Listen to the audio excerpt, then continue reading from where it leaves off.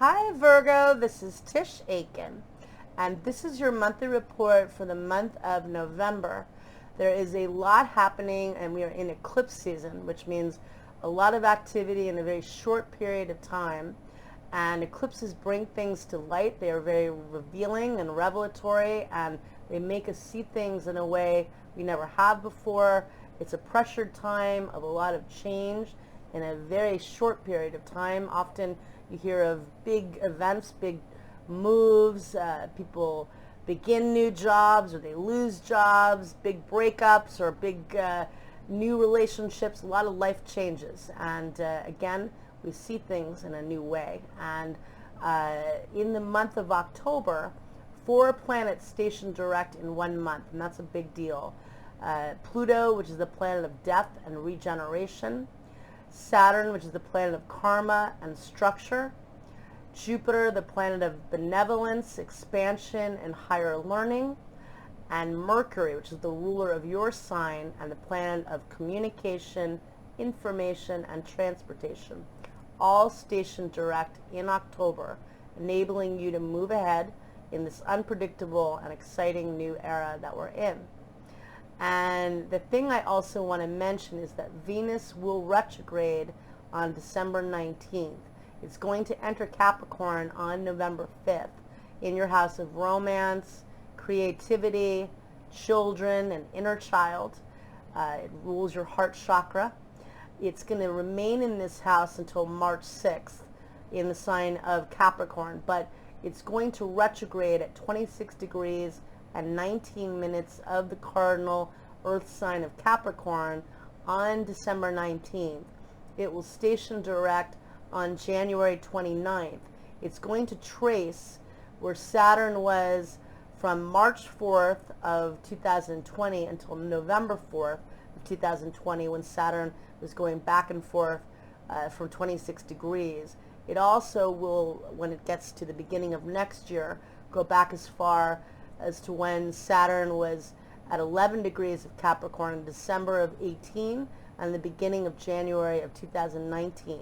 So this gives you an opportunity to reassess how you can be more creative, more loving, receive more love, and be happier in a very sad time, but in a time where you're building yourself. So it's an eventful time. We have 4 planets direct, and let's get going. So the Sun and Mars are both transiting in Scorpio in your house of learning and local community and networking.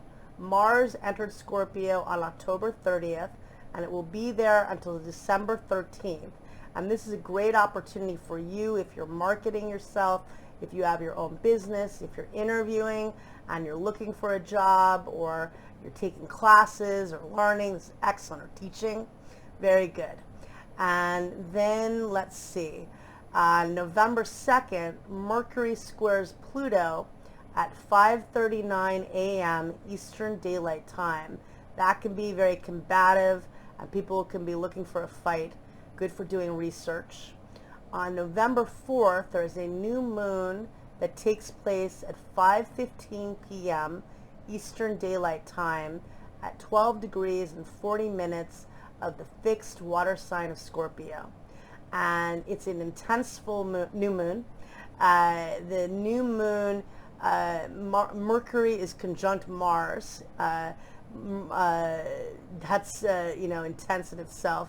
And it's a fixed energy, but it's very powerful, and it's ruled by Pluto, which is about empowering yourself. And later that day at 7:58 p.m. Eastern Daylight Time, the Sun opposes Uranus. So the new moon is always a time for setting new intentions and planting new seeds, but there will be twists and turns. Expect the unexpected. You might get some information out of the blue. Maybe you hear from somebody out of the blue. There could be immediate endings or beginnings, but it's going to be exciting, and definitely time to do the law of abundance and to really focus on your thoughts. Write them down and say them out loud, what you want to manifest.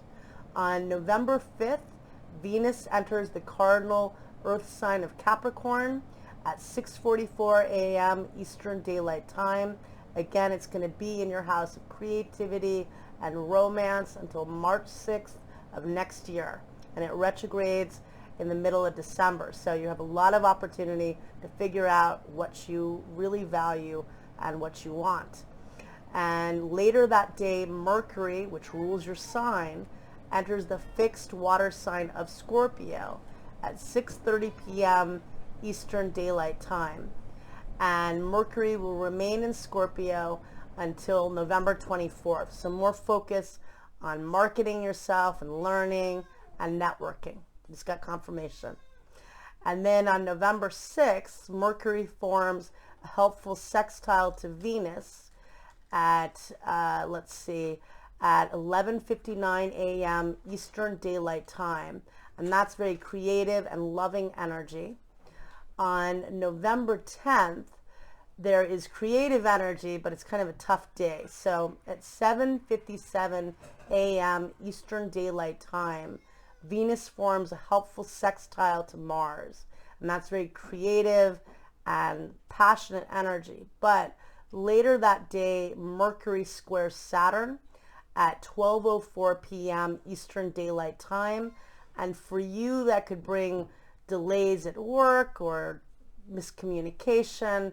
And then later that day, Mars squares Saturn at 6:14 p.m. Eastern Daylight Time. And that can feel very frustrating, and people can get, very impatient with that energy. So it's a bit tense with that. And then on November 13th, Mercury opposes Uranus at 10:57 a.m. Eastern Daylight Time. You definitely could get some interesting news that day. It can be very inventive and innovative. Uranus is the higher octave of Mercury, and that can be very exciting. Could be a bit chaotic, but can also be very exciting. On November 15th, Venus squares Chiron, the wounded healer, at 3:07 a.m. Eastern Daylight Time. And that brings good opportunity for doing healing work. We've all experienced pain and loss in this last year, and that's a good energy for, doing some healing work around those issues. And then the Sun squares Jupiter at 2:58 p.m. Eastern Daylight Time, and that is a more positive and excessive energy, but not a negative tone. And then on November 16th, the Sun forms a helpful sextile to Pluto at 4:01 p.m. Eastern Daylight Time. And that's really good for you, for your relationships, for empowering yourself, and for doing some really creative and good research, really learning a lot and feeling very strong in what you're doing. On November 18th, we're just a day before this partial lunar eclipse. And so that intensity is building up, certainly. And it's Scorpio season, which is already emotionally very intense. So luckily we have good aspects on the 18th. Mercury forms a beautiful trine to Neptune at 10:38 a.m. Eastern Daylight Time. And that is helpful for tapping into the dream and doing manifesting work. And later on the 18th at 10:08 p.m. Pacific Daylight Time, Venus forms a beautiful trine to Uranus, and that is very romantic, creative, fun energy actually, and it occurs on November 19th at 1:08 a.m. Eastern Daylight Time. Now again, a solar eclipse or a lunar eclipse. Eclipses are like full moons and new moons on steroids, so it's emotionally very intense, and the full moon occurs at 3:57 a.m. Eastern Daylight Time on November 19th at 27 degrees and 14 minutes of the fixed earth sign of Taurus in your house of manifesting, promotion, publicity, and higher learning. It's going to be really intense for all of us. Full moon eclipses are, but maybe you've been working on something for a while and it comes to completion.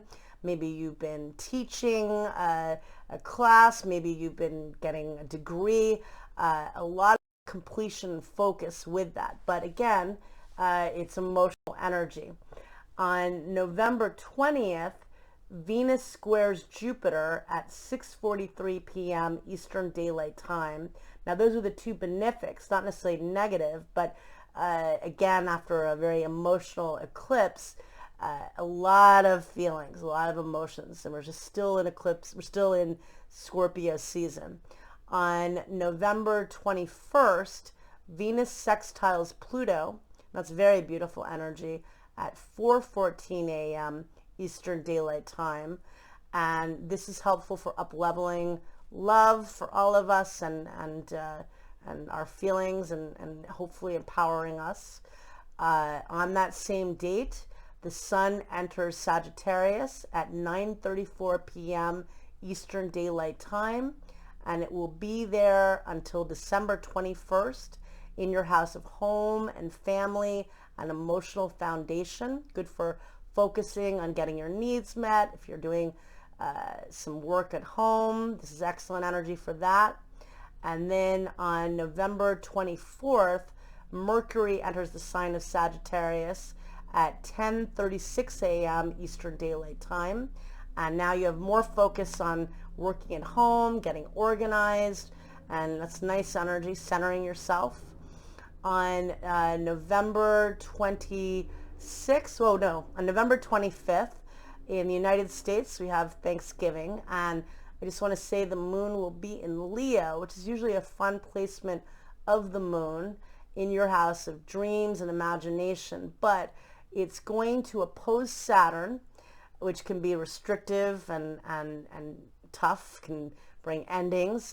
It's going to square Uranus, which can be explosive and erratic, and it's going to square Mars, which can be combative. And again, this is a very tough time in the world, so just knowing that the moon is making tough aspects, but it's the day before Saturn forms a helpful aspect to Chiron, the wounded healer, which it does on November 26th. So hopefully tapping into that healing energy, because we all need to heal together, and we've all been through a lot. It's like mass PTSD. So recognizing that that energy is strong.